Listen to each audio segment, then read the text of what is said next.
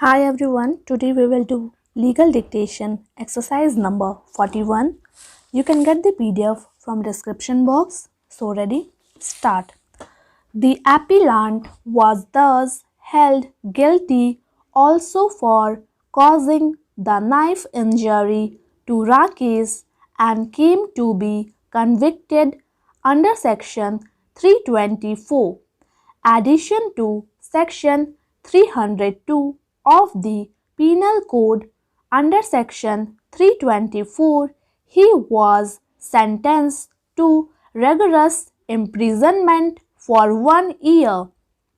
He was also convicted under section 25 of the Arms Act by a separate judgment of the trial court dated February 2, 1998 in session case number 26 of 1993 and sentenced to the period of imprisonment already undergone as under trial. Against the two judgments of the trial court, 3 appeals were filed in the High Court. The High Court, by the judgment and order coming under appeal, dismissed all the 3 appeal and the revision and thus upheld the judgment of the trial court in all aspects. Mr. Sahai, senior advocate appearing for the appellant, assailed the High Court and the trial court judgment and contended that the appellant's conviction for the offence of murder was not sustainable both in law and on facts. Mr. Sahai submitted that there were at least 4 circumstances that falsified and completely demolished the prosecution case. First, there was a patent contradiction between the prosecution case and the motive assigned by it to the accused for committing the crime.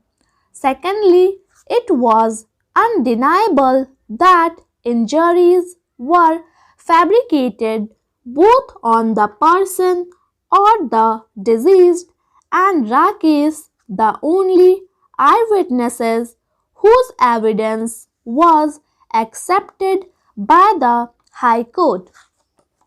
At the time when the plea was raised before the High Court that the impunged orders are vitiated on account of non-supply of inquiry report, it would have been appropriate for the High Court to examine the averments made in the writ petition. A perusal of a writ petition would show that petitioner has failed to lay any foundation to establish that any prejudice has been caused by the non-supply of the inquiry report. No prejudice was actually caused to the respondent.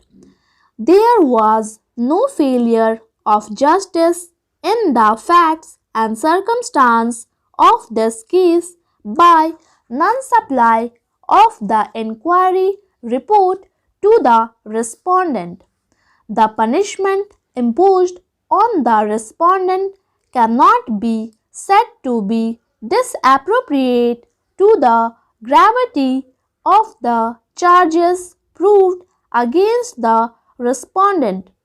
The charge related to the conduct of the respondent in a financial institution whereby he procured pecuniary benefit for himself.